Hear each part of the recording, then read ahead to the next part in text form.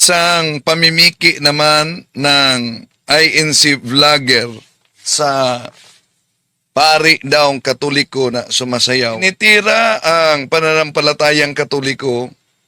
Bakit? Dahil daw may isang pari na sumasayaw pero di naman nila alam na fake pala ang naturang pari. Di patunayan niyo pong hindi pare siya. Ako naman po batay lamang sa circumstantial evidence. Nakadamit siyang pare. Di pare, alangan naman sasabihin kong ministro yan. Magbibintang kayo na nandadaya ako, nanluloko ang Iglesia ni Cristo. Kasi kahit hindi pare, sinasabi naming pare. Binuking siya sa kapwa INC vlogger na munting kaalaman. Nasabi natin ang katotohanan na hindi ito isang pare, no? Ito isang Brazilian na pangalan na yun, si Falcao. Yun ay isang Brazilian actor na si Inacio Falcao. Pero pinanindigan talaga ni Cesar Sirita ng INC na pare daw dahil may circumstantial evidence pa siya. Di patunayan niyo pong hindi pare siya. Ako naman po batay lamang sa circumstantial evidence. Nakadamit siyang pare. Di pare, alangan naman sasabihin kong ministro yan. Nagkabukingan na ngayon ang mga INC vloggers. Tatalakayan natin ito. Kasi umalingan, pag palaging inulit-ulit ay magmukha talaga ang katotohanan para sa ating mga kapatid na kulang ang kaalaman. Ang pagkadaya ay maranasan sa iba't ibang paraan. Pero napakasakit pag madaya tayo sa pananampalataya. Dahil nanganib pati ang ating kaluluwa. Viva Cristo Rey! Pro Dio et Ecclesia! Kumusta sa lahat ating mga kapatid na sumusubaybay sa ating live streaming? Welcome po.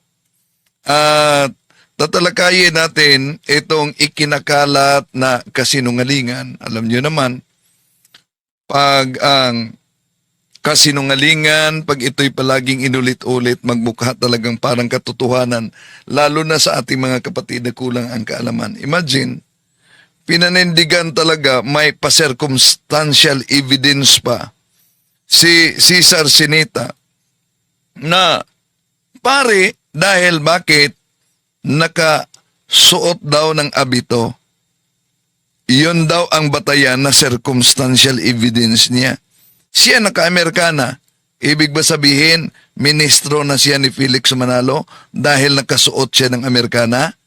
Yun po ba ang batayan? Kaya, di na tayo magtaka mga kapatid kung bakit daling natangay sila sa siktang tatag lamang ng tao. Sa akala nila na ito'y totoo na. Tulad nitong, balik natin, ano daw, circumstantial evidence na pare daw itong nag-viral na ito. Itong video na ito ay ginamit sa iba't ibang mga anti-Catholic. Ito. Kita ninyo? Ginamit ito ng iba't ibang mga anti-Catholic sa paninira sa ating pananampalataya dahil parang Santo Papa. Parang Santo Papa nga na nakasayaw. Ang daming mga nagko-comment, nag-viral ito at ginamit din ito ng mga INC vloggers, iba, at yung SDA mga kapatid na paring Katoliko daw. At balikan natin si Sinita. Ang sabi ninyo hindi naman totoong pare yung nagsasayaw. Di patunayan niyo pong hindi pare siya. Ako naman po batay lamang sa circumstantial evidence. Nakadamit siyang pare. Di pare, alangan naman sasabihin kong ministro yan. Magbibintang kayo na nandadaya ako, nanluloko ang Iglesia ni Cristo. Kasi kahit hindi pare, sinasabi naming pare. Alam mo po, ang ebidensya namin, batay sa circumstantial evidence, nakadamit pare. Ano po naman ang ebidensya ninyo na hindi pare yan? Nasabi natin ang katotohanan na hindi ito isang pare, no? Ito isang Brazilian na pangalan na yun, si Falcao. Subalit, ang katotohanan ay hindi siya isang tunay na paring Katoliko. Siya ay isang Brazilian na aktor na nagngangalang Inacio Falcao. Na-verify din natin at nakita natin ang isa sa mga episode ng viral video sa kanyang channel. Na sa kanyang channel, maraming katulad ng mga video ang nagpapakita ng Brazilian na aktor na ito na nakikibahagi sa naturang mga gawain sa sayaw habang nakaadorno sa kasuotan ng mga pari. Ang karakter na ipinakita ng aktor ay kilala bilang Papa Popo Caruaro. Inilarawan ni Ignacio Falcao ang kanyang sarili bilang isang artist. Oh, yon. Isang artist, mga kapatid. Pero, napansin nyo yung pahayag ni Cesar Sineta na isang iglesia? Naghamon pa siya, patunayan ninyo na hindi talaga yan, pare. Ngayon, anong masasabi niya na mismo kapwa niyang INC vlogger ang nagpatunay, nag-research talaga na hindi paring Katoliko yung Brazilian actor na si Ignacio Falcao. Nagkabukingan na dito. Balikan natin itong evangelist ng INC, mga kapatid, na pinanindigan talaga na paring Katoliko dahil sa circumstantial evidence daw. Ito si Sinita. Ang sabi ninyo hindi naman totoong pare yung nagsasayaw. Di patunayan nyo pong hindi pare siya. Ako naman po batay lamang sa circumstantial evidence. Nakadamit siyang pare. Di pare, alangan naman sasabihin kong ministro yan. Yon ang kaniyang argumento. Basta nakadamit pare, alang naman umano sasabihing ministro. Siya, nakasuot ng Amerikana. Anong sasabihin natin? Ministro na siya, kahit hindi siya ministro talaga. Ganun po ba? Mr. Cesar Sineta. At hindi lang yan, mga kapatid. Mas mabuting, bago kayo titira, mag-research muna kayo. Ito, kung tingnan natin, lalo na sa ibang mga anti-Catholic, ito ang pinakalat nila. Pero may mga nag-comment dito, this guy is not a priest or bishop. He is Ignacio Falcao, Brazilian actor, playing the character of Papa Popo Caruaro. This video is used by some to attack the Catholic Church, and promote lies. May nag-comment din. Someone claimed that he isn't a real priest. He's an actor from a certain country.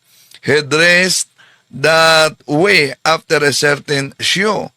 It is annoying to make fun of someone else's belief or religious person for whatever reason.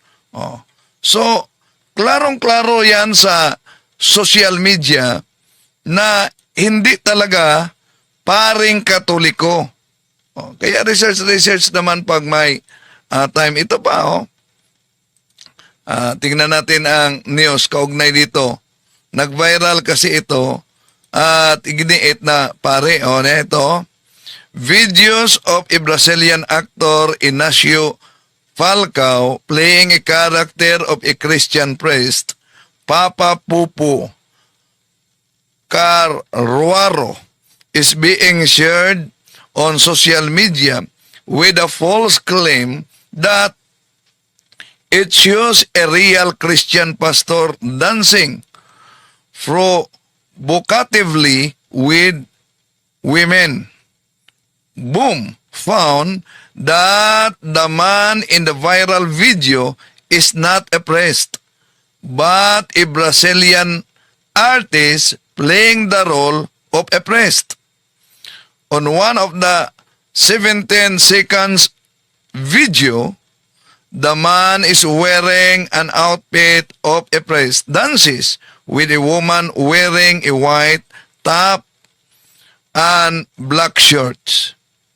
The video was tweeted by Kanal Kanan, an action choreographer and screenwriter, and the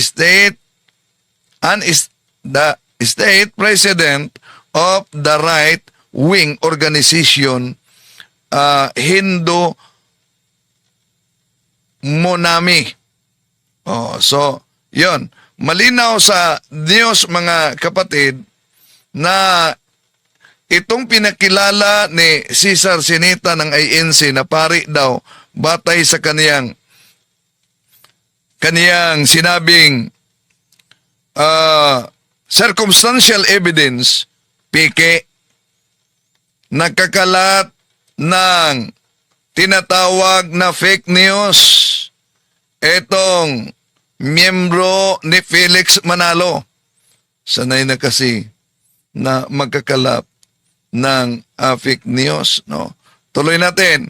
Kung hindi pare po yan, Mr. Rosales. Kung hindi daw pare, ano yan? Pastor ba o ano yan? Ano yan? Ministro ba yan? Ano po yan? Ministro pa po yan? Pastor ba yan? Patunayan nyo po. Huwag pong magbibintang kayo na nandadaya ako, nanluloko ang Iglesia ni Cristo. Ngayon, malinaw na yung sinabi niyang nandadaya at nanluloko ay talagang nandadaya at nanluloko. Bakit? Mismo ang kasama niyang INC ang nagbuking sa kanya. Bakit? Pakinggan niyo si Munting Kaalaman mamaya. Kasi kahit hindi pare, sinasabi naming pare. Alam mo po, ang ebidensya namin, batay sa circumstantial evidence, nakadamit pare. Ano po naman ang ebidensya ninyo na hindi pare yan? Yun. May challenge pa siya. Parang pinandindigan talaga niya na paring Katoliko yan. May pa-challenge pa siya. Ano daw ang ebidensya na yon ay hindi paring Katoliko? Sige. Kasama mong INC vlogger, si Munting Kaalaman, anong sabi niya?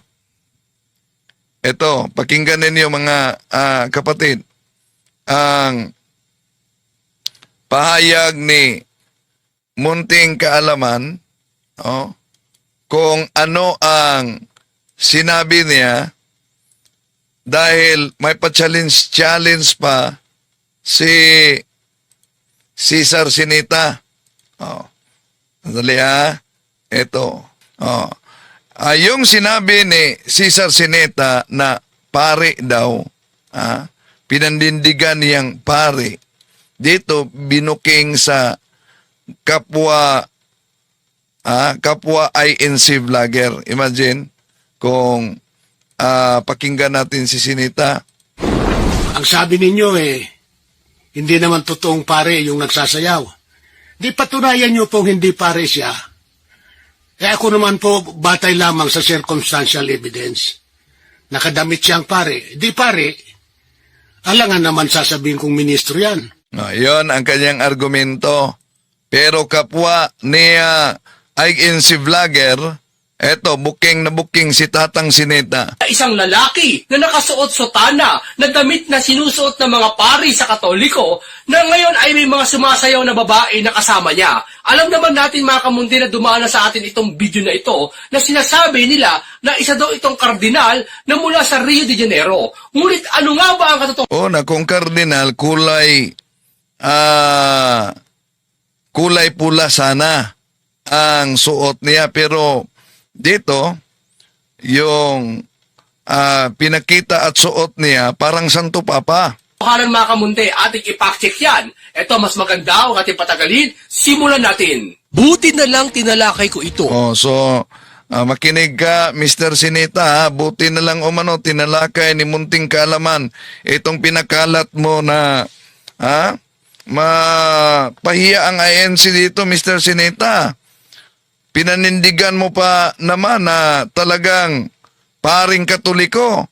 Pero dito kapwa INC vlogger mo. Booking ka. Kundi maraming mapapaniwala. Na-imagine, buti na lang na tinalakay ni Munting Kaalaman Dahil kung di, maraming mapapaniwala, lalo na ni Cesar Sinita na nagsabing, Ang sabi ninyo hindi naman totoong pare yung nagsasayaw. Di patunayan nyo pong hindi pare siya. Ako naman po batay lamang sa circumstantial evidence. Nakadamit siyang pare. Di pare. oh, yan. Tuloy natin si Munting Kaalaman. Buti na lang umano, tinatalakay niya. Kundi, daming mapapaniwala nitong si Cesar Sinita na INC. Ito talaga ay isang pari. Merong nag-viral ito Oh, so ano daw? Hindi ito isang pare. video na ito na sinasabi nila na isa daw itong kardinal na mula sa Rio de Janeiro. Ngunit ano nga ba ang katotohanan mga kamunti? Ating ipacheck yan. Ito mas maganda ang ating patagalin. Simulan natin. Buti na lang tinalakay ko ito, kundi maraming mapapaniwala na ito talaga ay isang pari.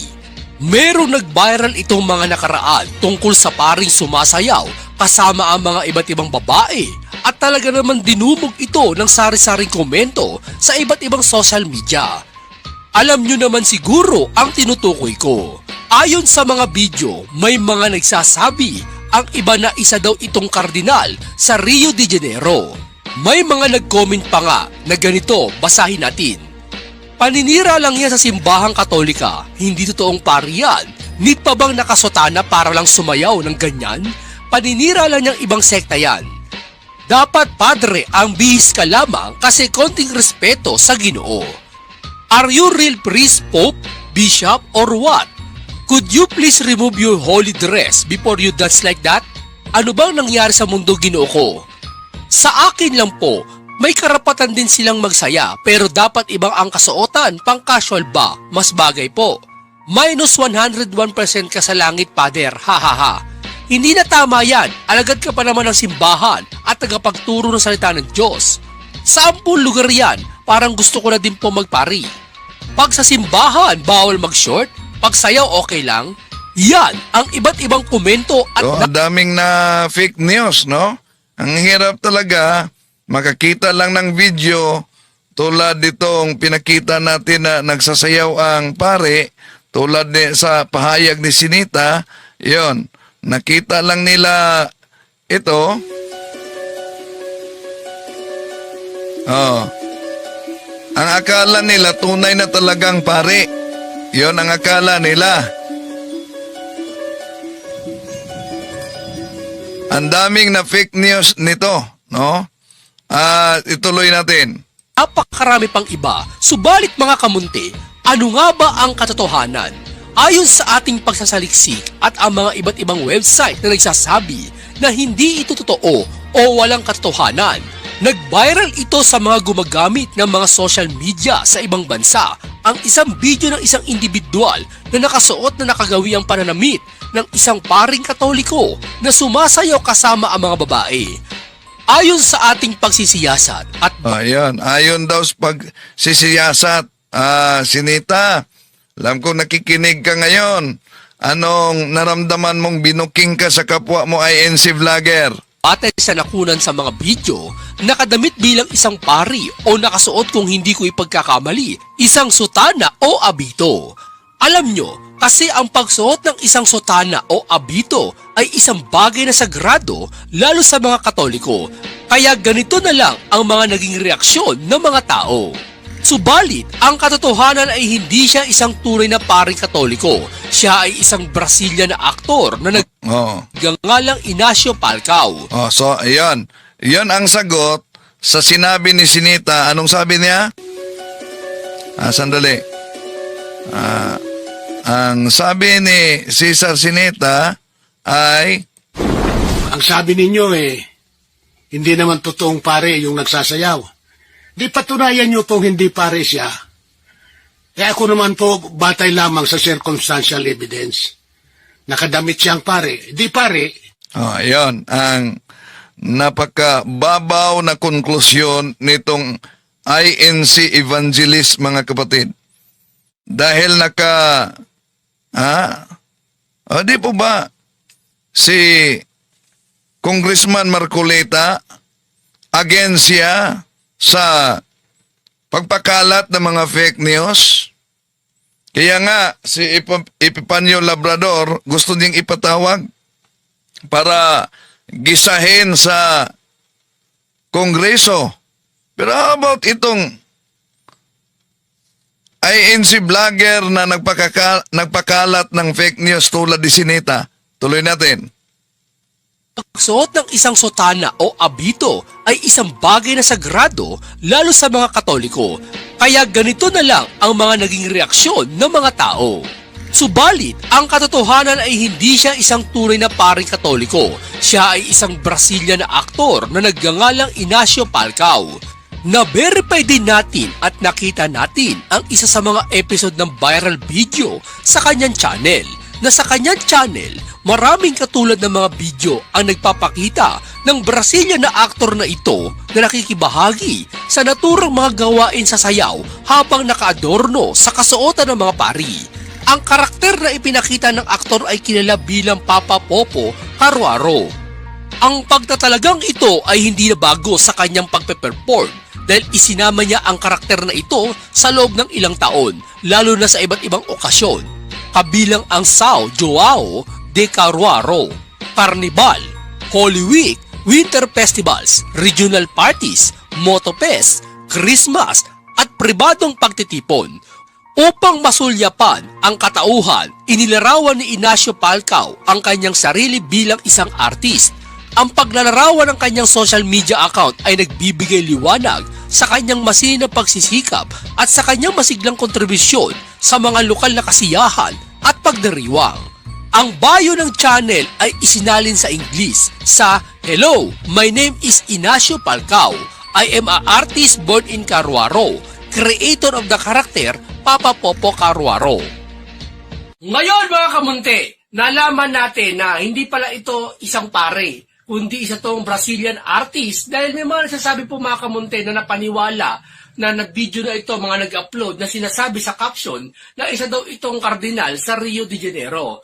Ngayon, paano itong si Cesar Sinita na INC? Ang sabi ninyo hindi naman totoong pare yung nagsasayaw.